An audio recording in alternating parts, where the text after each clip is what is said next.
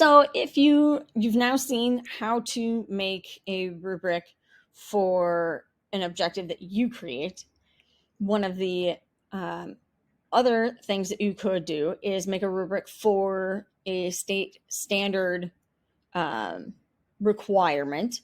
And a lot of times they have more than one thing that you're going to have to show. So here is one of the old science standards for 8th grade.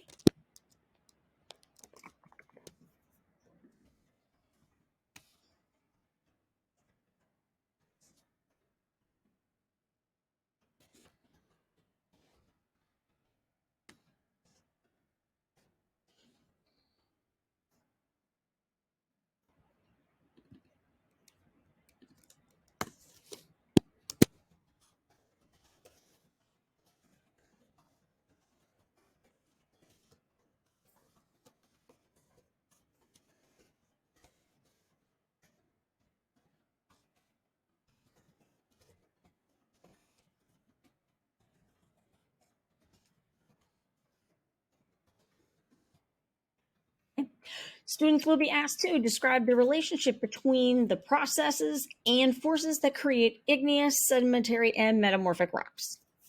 And you have seen products that students created for this in the very first lesson of this module.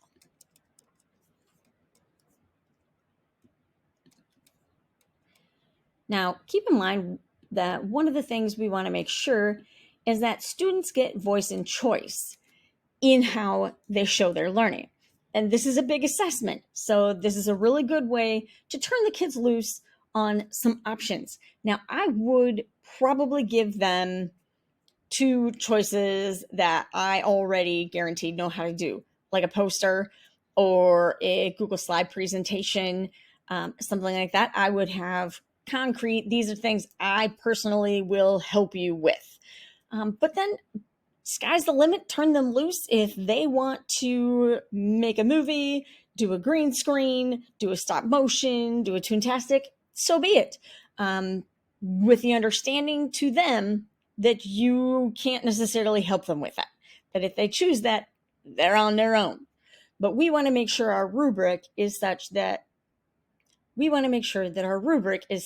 they can use this to do any product to show their learning of the mastery of the relationship and processes and forces for these 3 types of rocks. So, an excellent, the product.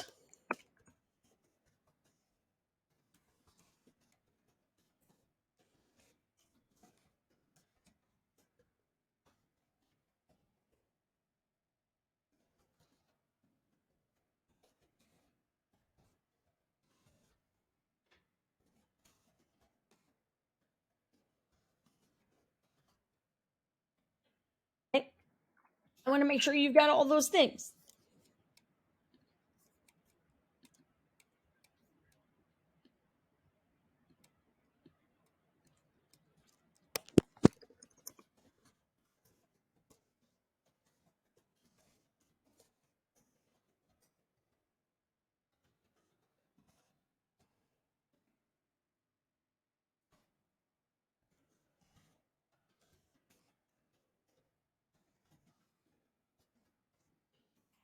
And this is going to be a little less. They may just have the processes. They may not have the forces.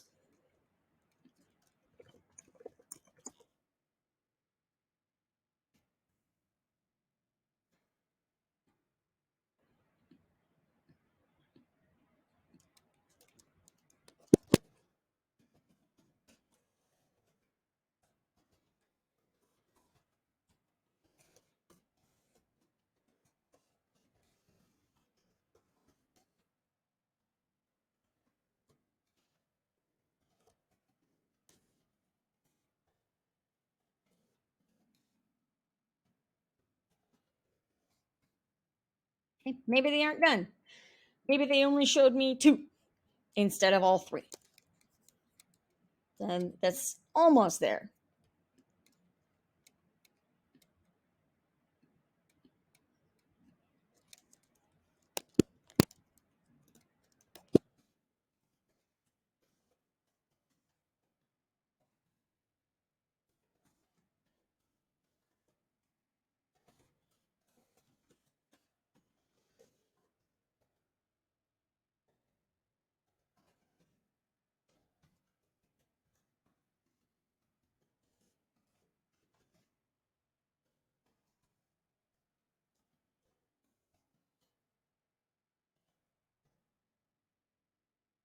Okay? It needs improvement. Your product might only show one of those following, and how the processes for which they're made.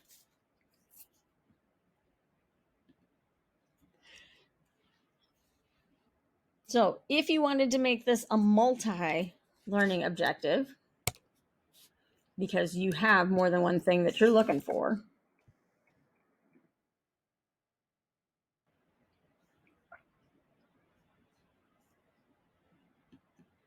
you can insert a row below, and then put your next learning objective. Now, I will caution you that with a 4-3-2-1, and this is an assessment grade, if you decide that you want to put a grade on the quality of their work, unless that type of work is also a standard, there's no reason for it to also be a 4-3-2-1, because that will make it equal in points as far as their grade is concerned. And if you have learners that are special needs, ELL, just don't write well, or don't draw well, but chose a product that had that, they should not be docked points as long as they are able to give you the criteria that you've asked for the content. So if you have a quality thing, maybe the highest they can get for that is a 2. Because a 4 for their quality of product should not be the same as the 4 for learning of the standard or the learning objective. But feel free, if you have a worry that students will turn in subpar work if you don't put a grade on it, then by all means put that in. Just again, caution for how much weight that is going to have, or give it a separate grade in the grade book with a same grade percentage as like daily work instead of assessment grade, because assessment grades, at least in my building, are 80% of your grade. So 4 points of how good your Google slide presentation is at assessment percentage, that's painful. Okay.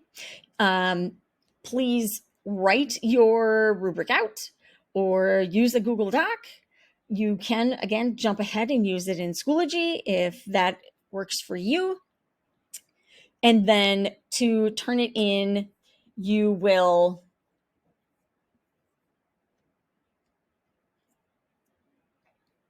and then move on to the next module.